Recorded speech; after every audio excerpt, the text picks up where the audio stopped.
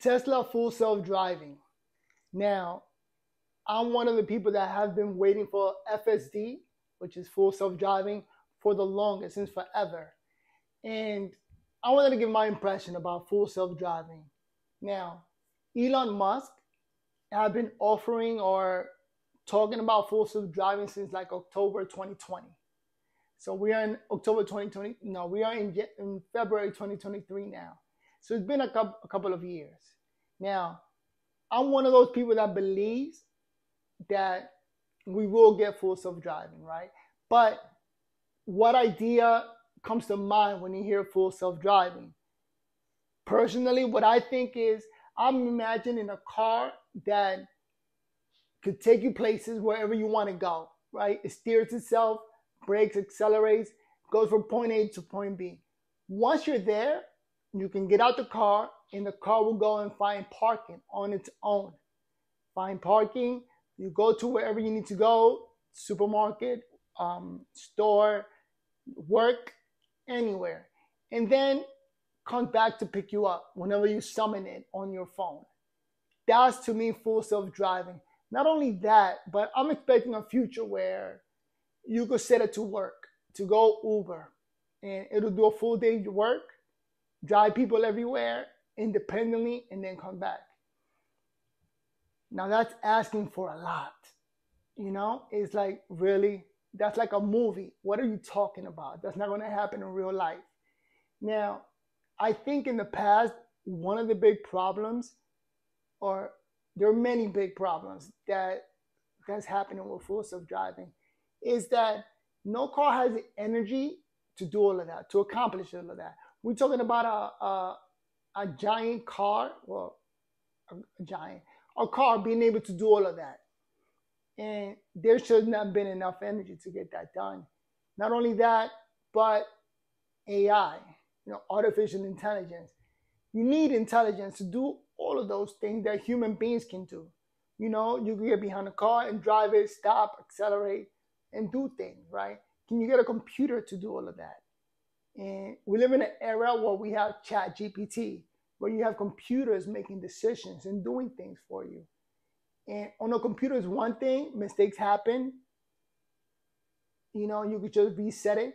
But when you're talking about a metal or an object like a car making mistakes, people could die and things like that. And it could be horrible. Now, this is Dr. Know-It-All. I want to hear his perspective about full self-driving and why we don't have it today. Why is it not here? I think we're this is the year 2023, like I said, February. I don't foresee full self-driving being available for like another year, maybe 2024, right? Because after he's able to get the car to do it, like right now he has a lot of people doing the beta version, a lot of people trying it out. And if you could get those people if you could get the beta version to do a lot of those tasks of driving you everywhere, finding self parking, taking you to work, you calling it on your phone, like safely, then we may have something. But let's listen to Dr. Know-It-All. He always has a good interpretation of what's happening. The nature of the way that we search and interact with the internet and everything, it's a pretty amazing thing to think about. So why has Tesla's full self-driving taken such a backseat to this and been so challenging for it to come to full fruition and for us to get to full level 3/level 4/level 5 autonomy, where we don't really have to pay attention in our vehicles anymore, where we can just get in the car, say where we want to go, and then go to sleep or do whatever we want to and wake up and we're already at that destination. And I think the reason why, and what I keep having to remind myself, is that this is a whole different standard. Artificial intelligence, when you can do it and it can make mistakes and that's okay, is a whole different ballgame than when it can make mistakes and you're not okay, basically. I guess that's basically it. We're looking at the difference between AI when it generates art or generates language or generates a prediction or something, and it makes a mistake, and we're like, oh, isn't that adorable? It made a mistake. It wasn't that, it didn't do it right, and that's okay. If you make a mistake when you're driving, you could go off the road, you could hit another car, you could accelerate when you're supposed to be decelerating, or decelerate when you're supposed to be accelerating. There's lots and lots of things you can do. The bar is so high versus what needs to happen, that AI just kind of has to be almost perfect. It has to be in the night. And Elon Musk said it, that it needs to be safer than regular people. Full self-driving needs to be safer than how people drive. You ask it things, it will answer you, and then you go check it, and you'll be like, oh, that's factually really incorrect. That's not true at all. And obviously, it will improve over time, but we are also completely forgiving of the fact that it isn't perfect at this point, and that's okay. We can't be forgiving of transportation that could kill us or injure us or things like that if it doesn't work well. And before I continue on, I'm just going to... So, at the end of the day, I'm expecting, or we all should be expecting, a safer driving experience. I think that to get over all of this, it needs to be tried out in the beta version. It needs to be done in order for people to see it and say, oh, wow, okay, it is worth it. Once the public sees it with a group of people doing it, then people will buy into it.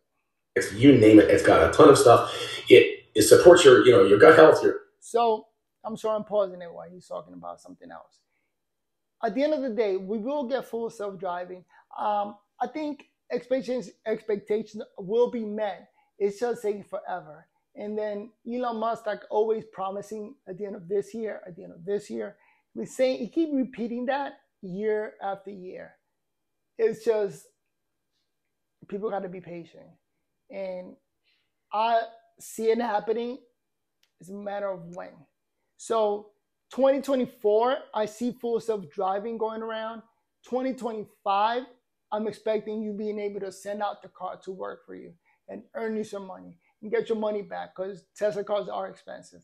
So that's my take on full self-driving. I think it will happen to that level where you don't need people in the front seat driving the cars, and it will do everything for you.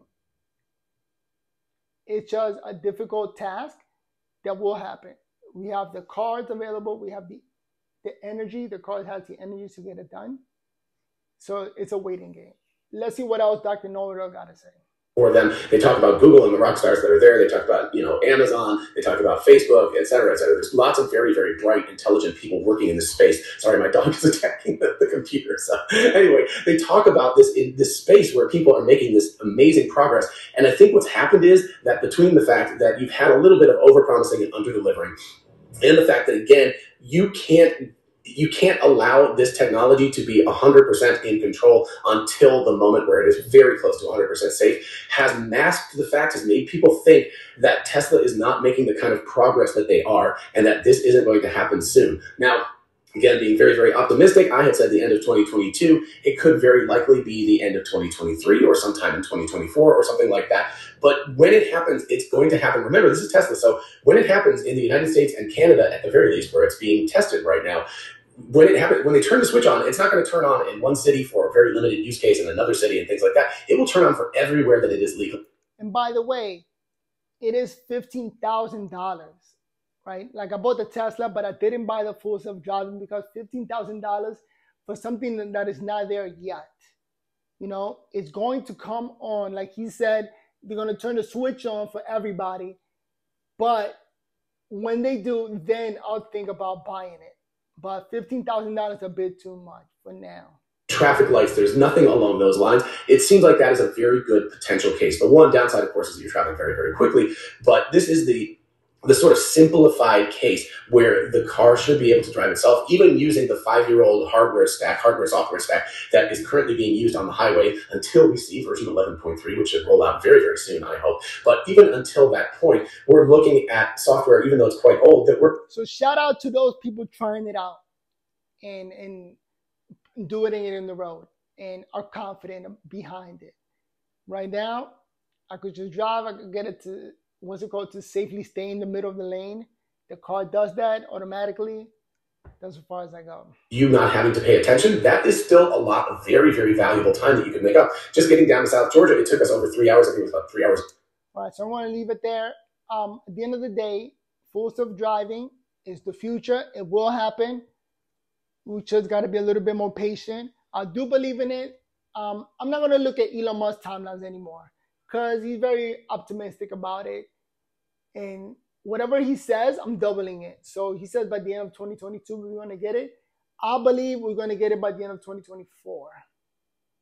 And then after that, 2025 is when it's going to be legal for you to put your car out to make you money, as a taxi. And can't wait for those years to come by. If you like my opinion, please subscribe. I'm up to 97 subscribers. Little by little, we're going to get to the top. Let's go.